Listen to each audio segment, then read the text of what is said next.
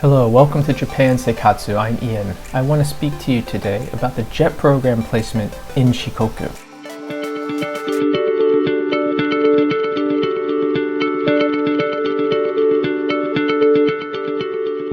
Well, first off, if you've been placed in Kagawa, Kochi, Ehime, or Tokushima, congratulations. Shikoku is a wonderful place to do the JET program. It's also a great place to visit. So if you're watching this list is equally applicable to you.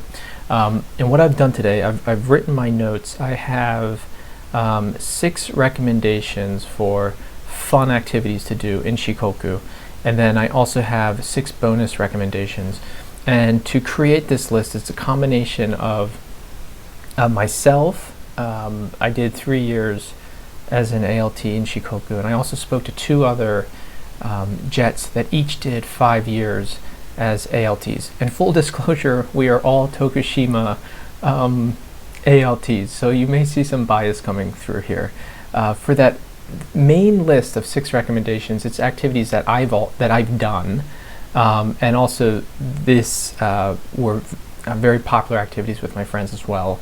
For the bonus recommendations, I've included some activities that I haven't done but were highly recommended by my friends, and the items that I haven't done I would like to personally do on one of my return trips to Shikoku. Okay, well, let's get started.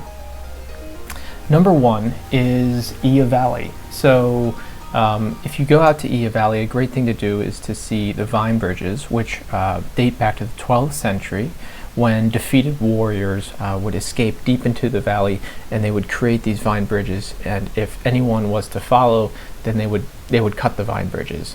There's 2 different sets. There's one that's deeper in the valley, and if you go out to the one that's deeper in Iya Valley, Mount Tsurugi is close by, so you can check out Mount Tsurugi. It's a nice day hike. You can also check out the vine bridges. Another great activity, it's a full day activity, is rafting down the Yoshino Gawa River. It's one of the most fun activities I've done in my entire life. If you can go with friends, I'd recommend going with friends. A lot of fun and a great way to see the valley from the perspective of going down the river. Also, for places to stay, there are lots of onsen hotels. Some get quite pricey, but some are fairly reasonable, which is a nice way to experience the valley. Another alternative is to do, and I've mentioned this before, staying at an old traditional Japanese farmhouse, like Chiori Trust is one example, which is an old Japanese home that's been completely and authentically rebuilt by Alex Kerr. There are others as well in Iya Valley that you can stay at. So if you do a Google search, you'll see them come up. But it's another different way to experience Iya Valley. And then third, if you have an ALT friend, it's staying with the ALT friend. Very cost-effective way of enjoying Iya Valley. Okay, number 2 is Japan's largest dance, which is Awa Odori, and it happens in August in Tokushima City. I was at Tokushima JET, as I said earlier, and the first thing we did, literally we landed and it was a week or 2 weeks later, was we went to the dance, and they quickly trained us up, meaning like we all met in a big hall, and we learned the basics of the dance for like 5 minutes. And mind you, most Japanese are practicing for Awa Odori throughout the year. So here we come, brand new to Japan, practice for 5 minutes, and then probably the equally important ingredient to the learning how to dance was they gave us lots of free beer, and then we went out and participated in the dance. It was a great experience. I hope they're still doing that. That was 2010. But even if you're not participating in the dance, just going and watching is a ton of fun. Recommendation number 3 is another dance. It's in Kochi, and it's called Yosakoi, and it's traditional Japanese dancing, but mixed with modern music. So it's much more edgy than Awa Odori, and frankly, I enjoyed it more than Awa Odori. I had tremendous amount of fun with both activities. but it's not as famous, it's not as popular, so the crowds aren't as bad. So I highly recommend it. Going to Kochi, and you can go to Yosakoi.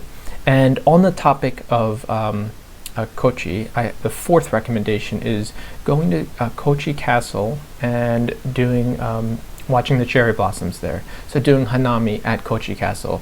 It's a beautiful castle, and it's a great place to enjoy the cherry blossoms.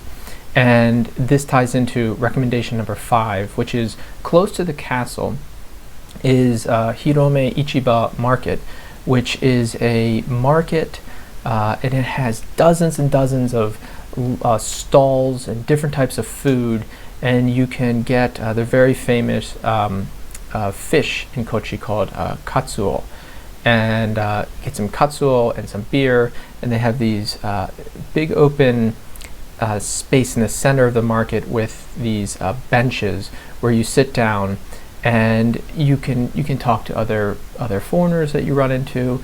You can talk to Japanese. It's a really rare kind of space where you see Japanese speaking to strangers. So it's a great place to go and just relax, get some good food, get some good drink, and enjoy just meeting new people. Highly recommended. And this brings me to the final one on this main list of 6, and that is Ikumi Beach, which is in Kochi Prefecture. I had some close friends that loved surfing, so they would go surfing all the time down at the beach. I would join them, sometimes not go surfing, just playing in the water, just relaxing. And it's a great weekend activity because you can go down to this beach. If you do surf, you can rent a surfboard, or you can bring your surfboard, of course. If you don't surf, then you can bring a boogie board, or you can just relax on the beach like I did. During the day, people go surfing, and then at night, you can bring your barbecue kit and go camping and have a nice barbecue right on the beach, or you can stay at the hotel. There's some restaurants in the area. It's a really fun weekend activity. Okay, I want to get into the bonus list. I'll run through this very quickly, and again, some of these activities I haven't done, but they're activities that I've always wanted to do, and I hope to do on my next or on upcoming trips to Shikoku. Okay, so 6 bonus recommendations. Number 1 is Matsuyama Castle, which I have been to. It's a spectacular castle, and definitely worth checking out. Number 2 is Naruto Whirlpools, which I only saw going over the bridge as you're leaving Shikoku to Honshu. But there's really impressive large whirlpools that you can take a boat and see up close.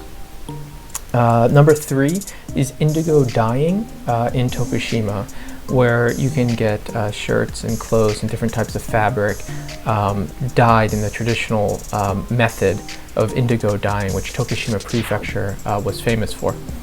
Number 4 is Mount Ishizuchi, which is the tallest mountain in Shikoku. I haven't climbed this mountain. This was a recommendation from one of the ALTs that spent 5 years in Tokushima.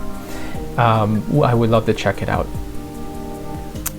Number 5 is Kagawa Udon. So it's famous in Japan, Kagawa for delicious udon. It's true, if you go there, the udon is so good. So I don't have any particular restaurants in mind, but the ones that I've been to, and none of these were ever planned out, were delicious. So make sure if you're in Kagawa to try the udon. Okay, the final bonus recommendation, number 6, is the Shimanami Kaido bike trip. So you can take a bike from Shikoku all the way across the Seto Inland Sea to Honshu, to Hirome, to Hiroshima Prefecture. And I think from start to finish, it's 60 miles, and you go across 7 bridges, and I think one of them is one of the world's largest suspension bridges. So I've not done it. It's been recommended by my friends. It's something I would love to do. And I was Googling about this, and evidently you can now rent an electric bike, which would be a ton of fun. Well, these are my list of recommendations.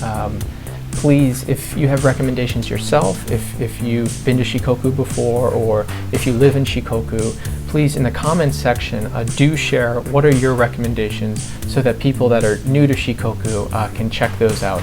And as always, if you enjoy the content, help us build this community at Japan Seikatsu by clicking like and also subscribing. Okay, well, as always, thank you for your time, and again, congratulations on your placement in Shikoku on the JET program.